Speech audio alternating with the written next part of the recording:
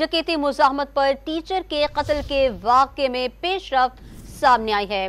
फरार होते डाकुओं की सीसीटीवी फुटेज सामने आ गई है। मज़ीद तफसीलात जानेंगे डॉन न्यूज़ के नुमाइंदे वसीम रियाज से। वसीम, सीसीटीवी फुटेज सामने आने के बाद पुलिस तहकीकात कहां तक पहुंची हैं? जी देखिए, अभी तक मुल्जिमान का सुराग जो है वो नहीं लगाया जा सका, ना ही सुराग लगा, ना ही गिरफ्तारी के लिए कोई ठोस इकदाम जो है वो सामने आए हैं। तमाम तहकीकाती टीमें जो है वो इसमें तफ्तीश में मसरूफ है कि किसी तरीके से मुल्जिमान तक पहुंचा जाए। गुज़श्ता रात ये कत्ल हुआ जिसमें डाकुओं ने एक प्रोफेसर फारूक को जो है वो गोली का निशाना बनाया। घर की दहलीज पर उनका बेटा जो है वो 65,000 रियाल लेकर पहुंचा था, क्योंकि आज मकतूल और उसकी बीवी ने जो हज पर जाना था, इसलिए वो रकम को तब्दील करवा के घर की दहलीज पर पहुंचा। तो पीछे डाकू भी आ गए जिन्होंने मुज़ाहमत पर बेटे की टांग शुएब को जो है वो टांग जख्मी की। बाप बाहर आया तो बाप के सीने में डाकुओं ने गोली मार दी। इस वारदात की फुटेज जो आप सामने आई उसमें गली से डाकुओं को फरार होते हुए देखा जा सकता है।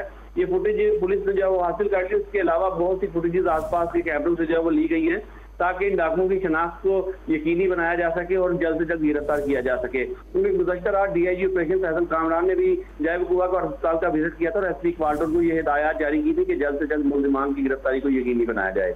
जी, जल्द से जल्द मुल्जिमान की गिरफ्तारी को यकीनी बनाया जाए। वसीम रियाज तफसीलात से आगाह कर रहे थे, आपका शुक्रिया।